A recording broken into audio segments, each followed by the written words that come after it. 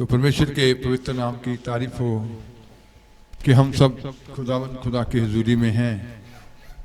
और जैसे हम कुछ दिनों से वो धन्यवाद स्तुति के बलिदानों के बारे में सीखते आ रहे हैं कि हम लोगों को धन्यवाद के बलिदान खुदा के सामने पेश करने चाहिए, स्तुति रूपी बलिदान पेश करने चाहिए। और जैसे हमने पिछले दिनों में पिछले सैटरडे में ये सीखा था कि वो कौन लोग हैं जो खुदा की स्तुति कर सकते हैं। क्या सीखा था? आप बोलते नहीं हैं। कौन लोग हैं जिन्हें खुदा की स्तुति करनी चाहिए? किसी एक के बारे में आप बताएंगे? ग्लोरी बताएगी आप एक के बारे में, जितने जनों के बारे में कहा गया था।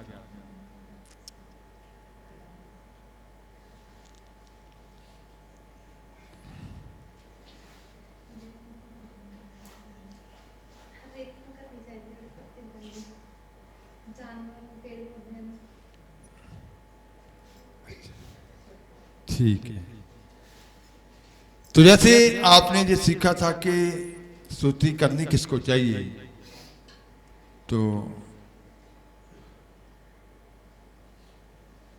संसार के कौन लोग हैं जो खुदा की स्तुति करेंगे। तो आपने बीते सैटरडे सीखा था धर्मी जन से लेकर सारी सृष्टि, सारे देश, सारी जातियां, सारे राजे, सारी भाषाएं, जीव जंतु, पेड़ पौधे भी क्या करते हैं? खुदा की स्तुति करते हैं। बुजुर्ग, नौजवान, बच्चे सब खुदा की स्तुति करें। तो इसका मतलब है कि धर्मियों को, खुदा के लोगों को, खुदा के संतों को, खुदा के सेवकों को एक एक के बारे में आपने सीखा था। तो आज हम इस बात पर विचार करेंगे कि स्तुति कब करनी चाहिए, उसका समय कौन सा है। जैसे कुछ लोग इसके बारे में भी विचार करते हैं कि कौन से समय में क्या करनी चाहिए,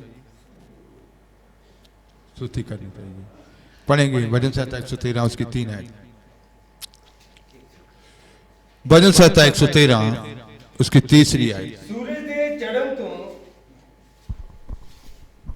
सूरज दे चढ़न तो ਉਹਦੇ ਲੈਣ ਤੀਕ ਯਹੋਵਾ ਦੇ ਨਾਮ ਦੀ ਉਸਤਤ ਹੋਵੇ।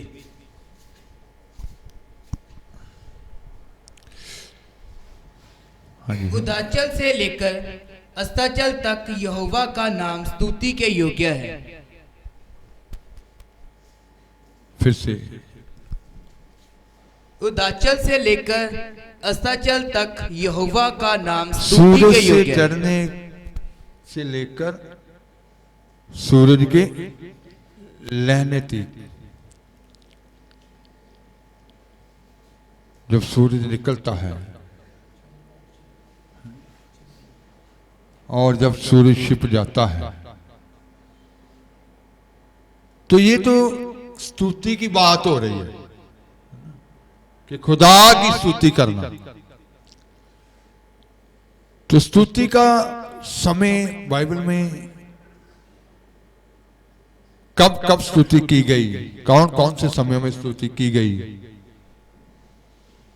सूरज निकलता है जब, उस वक्त से लेकर सूरज छिपने तक। फिर जब हम भजन संहिता 42 उसकी 11 आयत पढ़ते हैं तो वहां लिखा गया कि निराशा के समयों में भी हमें स्तुति करनी चाहिए। बीते समय में आप वो संडे के वचन में सीख चुके हैं, पढ़ेंगे पहले। हे मेरे जी, तू क्यों चुकिया होया है ਅਤੇ ਮੇਰੇ ਵਿੱਚ ਕਿਉਂ ਵਿਆਕੁਲ ਹੈ। ਪਰਮੇਸ਼ਰ ਉਤੇ ਆਸ਼ਾ ਰੱਖ, ਮੈਂ ਤਾਂ ਉਸ ਦਾ ਫਿਰ ਧੰਨਵਾਦ ਕਰਾਂਗਾ ਜਿਹੜਾ ਮੇਰੇ ਮੁਖੜੇ ਦਾ ਬਚਾਓ और मेरा परमेश्वर है। हे मेरे प्राण, तू क्यों गिरा जाता है। हे मेरे प्राण, तू क्यों गिरा जाता है। तू क्यों, जब निराशा इंसान के अंदर आ जाती है, तू अंदर ही अंदर क्यों व्याकुल है? तू अंदर ही अंदर बेचैन क्यों है, व्याकुल क्यों है? अंदर इतनी बेचैनी लगी हुई है, अंदर इतनी व्याकुलता है। परमेश्वर पर भरोसा रख, परमेश्वर पर भरोसा रख, क्योंकि वह मेरे मुख की चमक और मेरा परमेश्वर है, मैं फिर उसका धन्यवाद करूंगा। वह मेरे मुख की चमक और मेरा क्या है? परमेश्वर है। मेरा परमेश्वर है, वह मेरा भरोसा है, वह मेरे मुख की क्या है? चमक है, वह मेरा परमेश्वर है, मैं फिर उसका धन्यवाद, मैं उसका धन्यवाद करूंगा, मैं उसकी स्तुति करूंगा, मैं उसकी आराधना करूंगा। तो जैसे आपने संडे के वचन में सीखा था कि इस्राएली लोग जब बंधुआई में चले गए, जब यहूदा के लोग, यरूशलेम के लोग बाबुल की बंधुआई में चले गए, तो उन्होंने उनसे क्या करना चाहा? सियोन का गीत सुनना चाहा, खुशी का गीत सुनना चाहा, पर वो उस दुख में, निराशा में सियोन का गीत गा नहीं सके। लेकिन हमने सीखा था कि कब हम, कैसे हम निराशा में भी आनंद में रह सकते हैं, कैसे। तो यहां भी भजन लिखने वाला क्या कह रहा है कि तू क्यों व्याकुल है? अंदर की व्याकुलता के बारे में, अंदर की बेचैनी के बारे में एक बार फिर से पढ़ लेंगे एक बार। हे मेरे प्राण, तू क्यों गिरा जाता है? तू अंदर ही अंदर क्यों व्याकुल है? परमेश्वर पर भरोसा क्यों रख, गिरा जाता है? तू अंदर ही अंदर क्यों व्याकुल है? परमेश्वर पर भरोसा रख, क्योंकि वह मेरे मुख की चमक और मेरा परमेश्वर है, मैं मुख फिर की उसका, चमक, उसने मुख की चमक लिखा गया। निराशा में इंसान का चेहरा क्या होता है? मुरझा जाता है। अक्सर लोग कहते हैं कि चेहरा क्यों उतरा हुआ है, चेहरे में क्यों उदासी है। तो जैसे बाइबल में भी लिखा गया है कि इंसान का चेहरा, जैसे हम संसार में, समाज में भी सुनते हैं कि एक खुली किताब की तरह होता है, इसको क्या किया जाता है? पढ़ा जाता है। तो यहाँ वो निराशा के समय में भी, व्याकुलता के समय में भी, बेचैनी के समय में भी वो कह रहा है कि मेरा परमेश्वर मेरे मुख की क्या है? चमक है। तो इसका मतलब है कब चमक है? जब वो स्तुति, निराशा में भी क्या करेंगे? स्तुति करेंगे, भजन गाना शुरू कर देंगे, स्तुति में भी तारीफ करनी शुरू कर देंगे, तो चेहरे में कभी भी उदासी नजर नहीं आएगी। चेहरे में कभी भी वो दूसरे लोग, खुदा के लोगों को चेहरे से ये नहीं कह सकेंगे कि आप उदास क्यों हैं, आप बेचैन क्यों हैं, आपका चेहरा क्यों उतरा हुआ है। तो उसका मतलब है कि खुदा पर भरोसा रखना, पूरा ईमान रखना और उसकी स्तुति उस वक्त में भी करना, व्याकुलता के समय में भी क्या करना? स्तुति करना, निराशा के समय में भी क्या करना? स्तुति करना। जब हम अफीसियां 5 बाब उसकी 20 आयत पढ़ते हैं तो वहां लिखा गया है कि हर बात में उसकी स्तुति करनी चाहिए, हर बात में धन्यवाद गाना चाहिए, उसकी स्तुति करनी चाहिए। ਅਤੇ ਸਭਨਾ ਗੱਲਾਂ ਦੇ ਲਈ ਸਾਡੇ ਪ੍ਰਭੂ ਯਿਸੂ ਮਸੀਹ ਦੇ ਨਾਮ ਉੱਤੇ ਪਰਮੇਸ਼ਵਰ ਅਰਥਾਤ ਪਿਤਾ ਦਾ ਸਦਾ ਧੰਨਵਾਦ ਕਰੋ। और सदा सब बातों के लिए, सब बातों के लिए हमारे प्रभु यीशु मसीह के नाम से परमेश्वर पिता का धन्यवाद करते रहो, परमेश्वर पिता का धन्यवाद करते रहो, करते रहो। सब बातों में, तो सभी बातों में परमेश्वर का धन्यवाद करना, स्तुति करना जो है ये कठिन लगता है। अक्सर क्या है, कई बार जब मृत्यु हो जाती है तो लोग खुदा को कोसते हैं कि तूने ऐसा क्यों किया। लेकिन खुदा के भेद जो होते हैं गहरे होते हैं।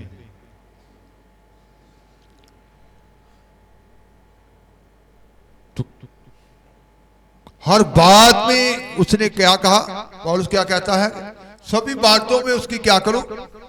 स्तुति करो, उसका धन्यवाद करो, सभी बातों में।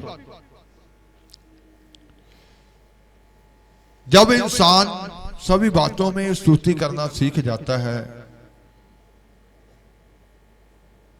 अच्छी हो या बुरी, अपने आप उसके सभी सवालों के जवाब जो है वो पाक रूह के वसीला से उसको क्या हो जाते हैं, मिल जाते हैं। बहुत सारे लोगों को मैंने ये भी कहते सुना, उस वक्त वो बुड़बुड़ाहट कर देते हैं, कुछ दुख आता है तो थोड़े समय बाद ही वो, कुछ दिनों के बाद ही, 1-2 दिन बाद ही वो कह देते कि ये बात हमारे लिए क्या थी, अच्छी थी, ये हमारी भलाई के लिए थी। लेकिन वो तुरंत अक्सर कई बार वो उस बात को लेकर खुदा के प्रेम के ऊपर वो शंका करते हैं, अपने प्रेमी पिता के ऊपर भी शंका करते हैं।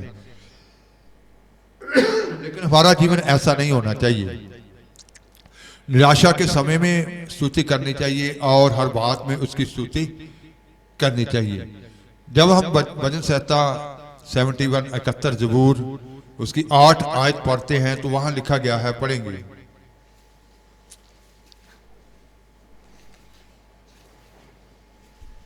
इकहत्तर की 8। मेरा मुंह तेरी उस्तत ਅਤੇ तेरे मान नाल सारा दिन भरिया रहेगा। मेरे मुंह से तेरे गुणानुवाद और दिन भर तेरी शोभा का वर्णन बहुत हुआ करे। तो यहां मेरा मुख कहता है कि मेरा मुंह क्या करेगा, तेरे गुणानुवाद, गुण, तेरे गुणों का प्रचार करने के लिए, तेरी स्तुति करने के लिए, उन सारी भलाई की बातों को बताने के लिए, हर समय शुक्रगुजारी करने के लिए। कितने समय के लिए बना रहेगा, दिन भर, पूरा दिन, कि जो भी मिलेगा उसके सामने तेरी बड़ाई होगी, स्तुति होगी, क्योंकि तू क्या है, तारीफ के योग्य है, तू महिमा के योग्य है, तू स्तुति के योग्य है। तो दिन भर मेरा मुंह तेरी स्तुति से क्या होगा, भरा रहेगा। तो हमें खुदा की स्तुति हर समय हर बात में करते रहना चाहिए, और हमारा मुख, हमारा मुंह जो है उसके सारी उन भलाई के कामों को याद करके कभी भी ये थकना नहीं चाहिए। हमारे मुंह से हमेशा उसकी तारीफ होती रहनी चाहिए। तो इसका मतलब है कि ये समय नहीं है, जैसे कुछ कहते हैं कि हफ्ते के बाद हमें स्तुति आराधना करने के लिए ये समय होना चाहिए, जहाँ शाम के वक्त हमको जरूर स्तुति करनी चाहिए, जहाँ सुबह के वक्त ना कुछ सिखाते हैं कि सुबह के वक्त हमें तारीफ करनी चाहिए 2 घंटे, आधा घंटा। ऐसा नहीं है। तो यहाँ तो वो कह रहा है कि पूरा दिन, पहले हमने पढ़ा कि सूरज जब उदय होता है उस वक्त से लेकर उसके छुपने तक। फिर हमने देखा कि निराशा के समयों में उसकी स्तुति करनी चाहिए। फिर देखा कि हर बात में कि प्रभु इसमें भी तेरा धन्यवाद, इसमें भी तेरा धन्यवाद, धन्यवाद। जब हम हर बात में स्तुति करना सीख जाते हैं, एक आयत और पहले देखेंगे, भजन संहिता 34 की 1।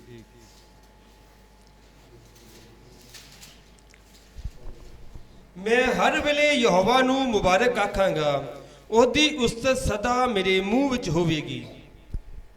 मैं हर समय यहोवा को धन्य कहा करूंगा, उसकी स्तुति निरंतर मेरे मुख से होती रहेगी। तो यहाँ हर समय का मतलब इसमें कोई रात का कोई दिन का जिक्र नहीं है। ये केवल स्तुति की बात कर रहे हैं हम, खुदा की स्तुति करना। तो बहुत सारे लोग जो हैं जो दुआ करते हैं वो अपनी बातों को ही है ना आगे रखते हैं। कितनी कितनी देर तो वो पूरे रिश्तेदारों के नाम गिनने में ही व्यतीत कर देते हैं, है ना, उसके ऊपर भी दिया कर, उसके ऊपर भी दिया कर। तो जब नाम खत्म हो जाते हैं दुआ आमीन हो जाती है, खत्म हो जाती है। फिर कहते हैं आगे क्या बोलना है।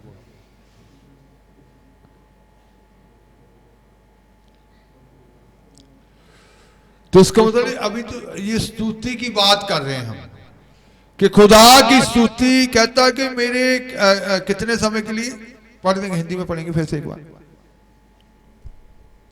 मैं हर समय यहोवा को धन्य कहा करूंगा, मैं हर समय यहोवा को धन्य कहा करूंगा, उसकी स्तुति निरंतर मेरे मुख से होती रहेगी। उसकी स्तुति निरंतर लगातार मेरे मुख से होती रहेगी, होती रहेगी कहता। होती रहेगी का मतलब क्या है कि कभी भी यहां से कमजोर बात नहीं निकलेगी, कभी भी निराशा की बात नहीं निकलेगी, कभी भी दूसरों के सामने आपने परमेश्वर को मान लीजिए हम कई बार दूसरों के सामने अपने परमेश्वर की भी निंदा करते हैं, कुछ लोग करते हैं, बलवा जिसको कहते हैं, बुड़बुड़ाहट करना कि खुदा ने हमारे लिए क्या किया। निरंतर स्तुति होती रहेगी। अब्राहम ने भी एक बार ऐसे कहा था, क्या कहा था, क्या कहा था कि तूने मुझे क्या दिया है, मैं तो कैसे जा रहा हूं, मैं निसंतानी के इस संसार में क्या हो जाऊंगा।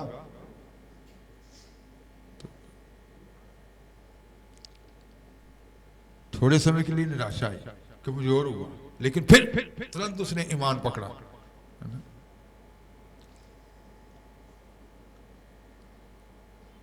जब हम रोमियो में पढ़ते हैं तो लिखा कि एक बार कमजोरी आई, जब उसने अपनी देह की तरफ देखा तब वो बात बोली थी वहां जो उत्पत्ति में बोली।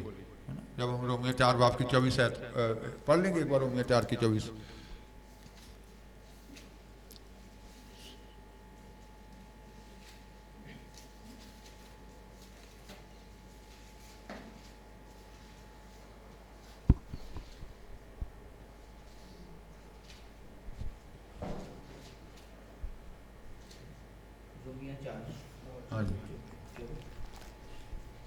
वरन हमारे लिए भी जिनके लिए विश्वास धार्मिकता गिना जाएगा, अर्थात हमारे लिए जो उस पर विश्वास करते हैं जिसने हमारे प्रभु यीशु को मरे हुओं में से जलाया।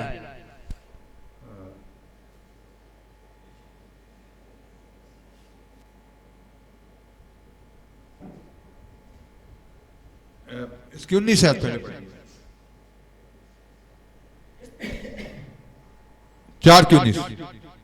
वह जो 100 वर्ष का था, अपने मरे हुए से शरीर और सारा के गर्भ की मरी हुई सी दशा जानकर भी विश्वास में निर्बल ना हुआ।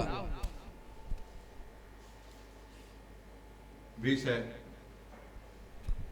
और ना अविश्वासी होकर परमेश्वर की प्रतिज्ञा पर संदेह किया, पर विश्वास में दृढ़ होकर परमेश्वर की महिमा की, और विश्वास में दृढ़ होकर। और इसकी 21 है। और निश्चय जाना कि जिस बात की उसने प्रतिज्ञा की है वह उसे पूरा करने में भी सामर्थ्य है। जब उसने सारा की कुकी और ध्यान गया, जब अपने मरी हुई देह की कमजोर देह उसने देखा कि मैं क्या हो चुका हूं, बुजुर्ग हो चुका हूं, तो जब हम इसकी 18 आयत पढ़ते हैं तो वहां लिखा गया है, पढ़ेंगे एक बार उसको भी। उसने निराशा में भी आशा रखकर विश्वास, निराशा में भी आशा रखकर, इसका मतलब जब उसका ध्यान गया, ध्यान जाने का मतलब है कि तब जब हम भी अपनी और देखते हैं, जहां समय ज्यादा हो जाता है देखते हैं, उसको भी ध्यान गया, उस वक्त कमजोरी आई, लेकिन तुरंत उसने फिर से वो में ईमान नहीं कि जिसने उसको ये पक्की नेचा थी कि जिसने ये वचन दिया है उसे पूरा करने का भी वो क्या है, समर्थ है। तो अक्सर निराशा में कमजोर बातें होती हैं, लेकिन वहां भजन संहिता लिखने वाला क्या कह रहा है, हर समय निरंतर मेरे मुख से तेरी क्या होती रहेगी, स्तुति होती रहेगी। इसका मतलब कभी भी कमजोर बात हमारे होठों पे आनी हमने इतना अपने खुदावंद खुदा को उठाना है, ऊंचा करना है। वो जीवता परमेश्वर है, उसकी स्तुति से हमारा मुख भरा रहना चाहिए।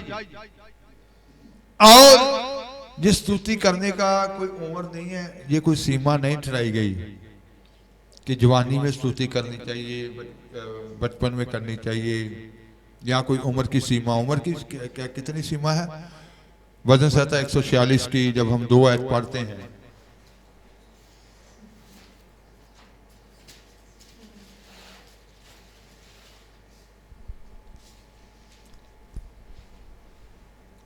मैं जीवन पर यहोवा दी उस्तत करांगा, जिन्ना चिर मैं रहांगा मैं अपने परमेश्वर दा भजन गावांगा। मैं जीवन भर यहोवा यहाँ कितना समय लिखा है स्तुति करने का हमारा? जीवन भर, जीवन भर, जिंदगी भर खुदा की स्तुति करता रहूंगा। करता रहूंगा। जब तक मैं बना रहूंगा तब तक मैं अपने जब परमेश्वर तक का मैं बना रहूंगा, जब तक मैं जीवित रहूंगा, इसका मतलब है कि अपने परमेश्वर की स्तुति मेरे मुख में रहेगी। इसका मतलब है कि ये कोई समय नहीं है कि जवान बच्चे स्तुति कर सकते हैं, भजन गा सकते हैं, हमारी उम्र अब भजन गाने की है ना, ऐसे नहीं है। मैं छोटा था तो मेरे जो दादाजी थे वो सुबह 4 बजे 3 बजे उठ जाते थे, तो वो जबूर गाते होते थे सुबह उठकर। तो दूसरे लोगों ने उनकी आवाज में बैठकर गाना शुरू कर देना। तो ये बुजुर्गी में भी उनके मान लो ये रूटीन रही थी उनकी कि सुबह 4 बजे उठकर जबूर गाने उन्होंने। तो पूरा मोहल्ला था, तो फिर उनको मालूम हो जाता था कि ये वक्त हो गया। तो इसका मतलब है कि हमारी कोई सीमा नहीं है, उम्र नहीं ठहराई गई कि इसी उम्र में हमारे लिए कोई समा नियत नहीं किया गया कि ये समा हमारी स्तुति करने का। हम स्तुति कहीं भी चलते फिरते भी उसकी स्तुति कर सकते हैं।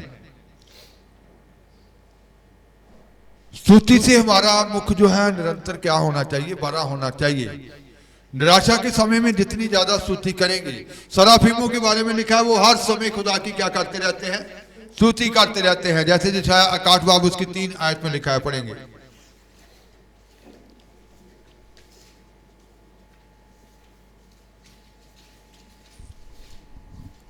भाई सयून दे सोगियां लई एक करां काट दी 3।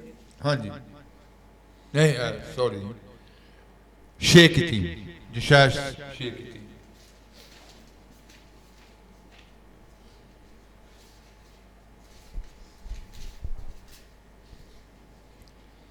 एक ने दूजे ਨੂੰ ਪੁਕਾਰਿਆ ਤੇ ਆਖਿਆ, ਪਵਿੱਤਰ ਪਵਿੱਤਰ ਪਵਿੱਤਰ ਸੈਨਾ ਦਾ ਯਹੋਵਾ, ਸਾਰੀ ਧਰਤੀ ਉਹਦੇ ਪ੍ਰਤਾਪ ਨਾਲ ਭਰੀ हुई है।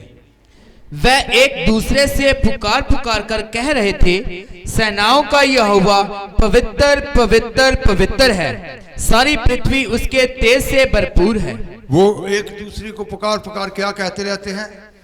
पवित्र पवित्र पवित्र सेनाओं का यहोवा, सारी पृथ्वी उसके तेज से भरपूर है। सारी पृथ्वी उसके तेज से भरपूर है। हम अपनी आंखों से देखेंगे तो पृथ्वी पर क्या पाप फैला हुआ कितना, लेकिन वो क्या कह रहे हैं? सारी पृथ्वी उसके तेज से क्या है? बड़ी हुई। हमारे पास भी ऐसी आंखें होनी चाहिए, आत्मिक आंखें होनी चाहिए कि नहीं, हम महिमा में प्रवेश कर चुके हैं, हम हमारे ऊपर वो बड़ा जलाल, हमें हमारे लिए जो बल रखा हुआ है वो हमारे अंदर अब कार्य करेगा। हम चुने हुए लोग हैं। हमारा खुदा हमारे जीवन में एक एक वादे को पूरा करने जा रहा है। हमें कभी भी कमजोर बात नहीं निकालनी चाहिए, कभी भी कमजोर नहीं होना चाहिए। हर हाल में, हर बात में उसका क्या करते रहना चाहिए? धन्यवाद करते रहना चाहिए। हर बात में उसकी स्तुति निरंतर करते रहना चाहिए, लगातार करते रहना चाहिए। तो हमारे लिए कोई भी ऐसा वक्त नहीं ठहराया गया, कोई भी ऐसा समय नहीं ठहराया गया जिसमें बंदिश में आकर हमने स्तुति करनी है। बल्कि हमारे लिए तो ये भी नहीं कहा गया कि आप सिर्फ खुशी में ही स्तुति करें, है ना। जैसे पौलुस तो कहता है कि जब खुश हो तो भजन गाओ, तो दुख में हो तो क्या करो? दुआ करो। लेकिन स्तुति स्तुति निकालना, तारीफ करना, उस्तुत करना कि प्रभु तूने कर दिया है। शंका जुबान पे नहीं आनी चाहिए। कभी भी असंभव शब्द, मैं पहले भी बहुत बार बता चुका हूं कि हमारी जुबान पे कभी भी असंभव शब्द नहीं आना चाहिए। जब असंभव शब्द आता है तो शैतान भी खुश होता है कि ये कैसे होगा, ये कैसे। बस एक बार देख लेना है कि ये कायनात जब हम देख रहे हैं, जो सृष्टि की रचना जो हम देख रहे हैं, ये खला में हुई, खाली सब कुछ तो कैसे हो गया। ये सूर्य, चंद्रमा, सितारे आप देख रहे हैं। साइंस कितने वर्षों से लगी हुई खोज में, पर अभी वो खोज, पूरी खोज इस सृष्टि को समझ नहीं पाई। ये पता नहीं कि इसको समझ पाएगी भी वो पूरा आखिर तक या नहीं, कि निरंतर वो खोज में लगे हुए हैं। तो आपके खुदा की स्तुति आपके होठों पे होनी चाहिए, आपकी जुबान पे होनी चाहिए, लगातार होनी चाहिए। सूरज उत्पन्न होने से, सूरज उदय होने से छिपने तक, हर समय, हर बात में, निराशा में, मरने तक, जब तक आपकी सांसें आपके अंदर हैं, आपके अंदर से खुदा की शुक्रगुजारी ही निकलती रहनी चाहिए। आपके अंदर से उसकी तारीफ ही निकलती रहनी चाहिए कि खुदावंद भला है। जब जब इस्राएली बच्चों ने भी एक मन होकर उसकी स्तुति की, आराधना की, तो वो जलाल से क्या हुए, भर गए। जलाल पवित्र आत्मा का कार्य उनके जीवन में हुआ। एक मन होकर जब परिवारों में, कलीसियाओं में वो स्तुति होती है, भजन गाने वाले जब एक मन होकर, एक चित्त होकर स्तुति करते हैं, तो पवित्र आत्मा का कार्य होता है। वो बड़ा छुटकारा होता है, वो बड़ी शांति का बल उतरता है, बड़े आनंद का बल उतरता है। तो आज हमारे होठों पे हर समय वो स्तुति ऐसे ही निकलनी चाहिए, हर समय में निकलनी चाहिए कि हम स्तुति से भरे रहें। यहाँ स्तुति होती है, वहां ही आप सीख चुके हैं बीते दिनों में, उसका क्या है, वास है। इस्राएल का परमेश्वर कहाँ वास करता है? इस्राएल की स्तुतियों में, उसके स्तुति में, उस्तत में वह क्या करता है, वास करता है। जहां उस्तत होती है वहां आप सीख चुके कि उसका क्या होता है, वास होता है, उसका सिंहासन होता है। तो आज से ही ये बात ठान लें कि रात 12 बजे जाग आ गई है तो ये नहीं सोचना कि अब तो 12 बज चुके हैं, इसका कोई समय नहीं है। खुदा की स्तुति करो, हम्द करो।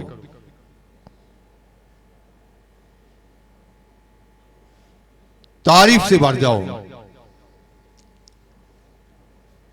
कि जैसे कुछ कहते कि नहीं, सुबह उठकर स्तुति 2 घंटे कर लेनी चाहिए, ज्यादा घंटा कर लेनी चाहिए।